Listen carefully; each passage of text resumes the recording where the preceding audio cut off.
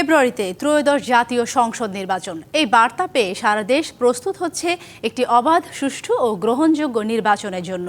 ভোটের এই হাওয়ায় কি ভাবছেন সাধারণ মানুষ থেকে শুরু করে আগামীর জনপ্রতিনিধিরা, সে কথা জানাতে ডিবিসি নিউজের ইলেকশন এক্সপ্রেস ছুটে যাবে সবগুলো সংসদীয় আসনে। আজ সারাদিন আছে সংসদীয় আসন ৯, দিনাজপুর ৪-এ।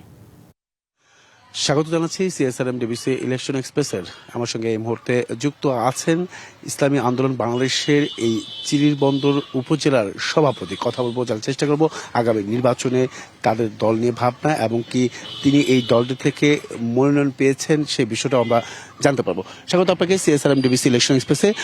যেহেতু দল আপনাকে মনোনয়ন করে দিয়েছে বা আপনি প্রার্থী হিসেবে আপনি যোগ্য, কিন্তু সাধারণ জনগণ আসলে কতটা যোগ্য মনে করছে আপনাকে? আলহামদুলিল্লাহ, সুন্দর আয়োজনের জন্য দিনাজপুর ৪ চিরিরবন্দর খানসামার পক্ষ থেকে আমি ডিবিসি নিউজকে স্বাগত জানাচ্ছি।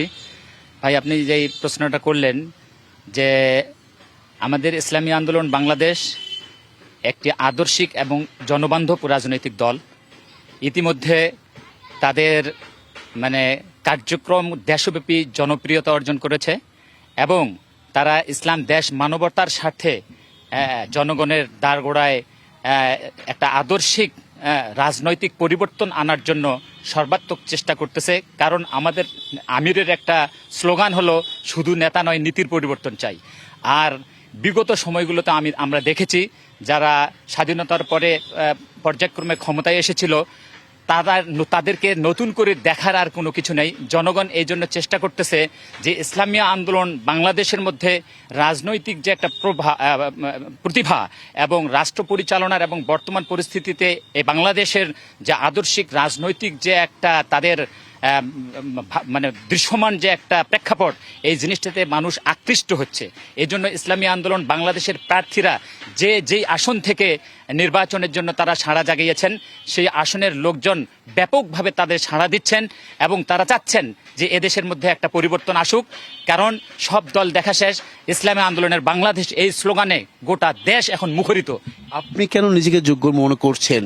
কি করেছেন এই আসনটির জন্য? যেহেতু আপনারা দীর্ঘ 15-16 বছর এই প্রকাশ্যে মাঠে থাকতে পারেননি, সাধারণ জনগণের কাছে যেতে পারেননি, তারপর আপনি কেন নিজেকে যোগ্য মনে করছেন?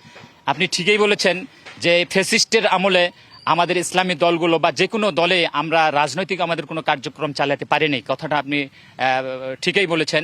কিন্তু আপনি যে প্রশ্নটা করলেন যে আমাদেরকে মানুষ চুজ করবে কেন, আমি এদিক জি আমি সেই ক্ষেত্রে বলতে চাই যে আমাদের এই চিরিরবন্দর খানসামা আসনে দেশ স্বাধীনের পর থেকে যে প্রার্থীগুলো এসেছে তারা কিন্তু কেউ আলেম ছিল না। আল্লাহ তাআলার মেহেরবানি, আমি একজন আলেম। আর আমাদের এই মুসলমানদের মধ্যে একটা ধর্মীয় মূল্যবোধ রয়েছে, এই জন্য তাদের মধ্যে একটা আবেগ রয়েছে যে তাদের নেতাকে যদি তারা আলেম পায় তাহলে সাদরে গ্রহণ করবে এবং তারা অত্যন্ত খুশি, আনন্দিত যে এই ধরনের একটা আমরা প্রার্থী পেয়েছি। সেই সাথে আমি এটাও বলতে চাই যে বিগত যে দলগুলো থেকে এমপি নির্বাচন হয়ে এসেছে তারা হয়তো দেখা গেছে যে 30%, 30% লোকের সমর্থন নিয়ে এখানে নেতৃত্ব দিয়েছে, বাকি 70% লোকদের নেতৃত্ব তারা তাদের সরকারি সুযোগ সুবিধা থেকে বঞ্চিত ছিল, বৈষম্যের শিকার হয়েছে তারা। এজন্য আমাদের একটা টার্গেট হলো এখানে আমাদেরকে যদি এই চিরিরবন্দর খানসামার বাসীরা যদি আমাকে এমপি হিসেবে এখানে সেবা করার সুযোগ দেয়, কোনো ধরনের 100% কোনো বৈষম্য থাকবে না, সব বৈষম্য মুক্ত থাকবে।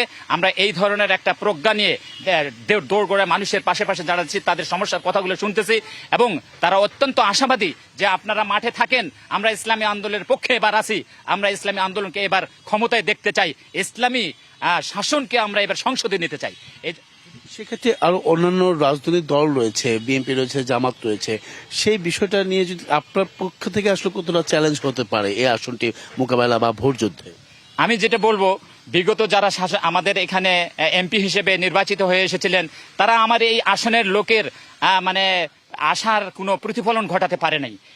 সেই ক্ষেত্রে মানুষ অত্যন্ত অতিষ্ঠ হয়ে আছে, কারণ তারা দেখা গেছে যে তাদের সমর্থন নিয়ে তারা ঢাকায় চলে গেছে, এলাকার কোনো খবর নেই, রাস্তাঘাট, কালভার্ট, এরকম ভাবে বিভিন্ন ধরনের যে সমস্যাগুলো মানুষ জর্জরিত, তারা এগুলো দেখতে যায় নাই।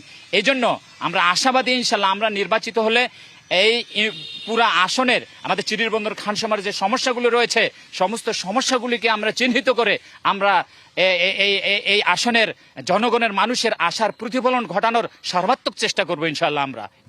অসংখ্য ধন্যবাদ আপনাকে, আমাদের সঙ্গে এতক্ষণ যুক্ত ছিলেন। পরবর্তীতে থাকছে ভিন্ন কোনো রাজনৈতিক দলের তৃণমূল পর্যায়ে নেতাকর্মীরা কি ভাবছেন আগামী নির্বাচনকে কেন্দ্র করে সেসব বিষয় সঙ্গে থাকুন সিএসআরএম ডিবিসি ইলেকশন এক্সপ্রেসের।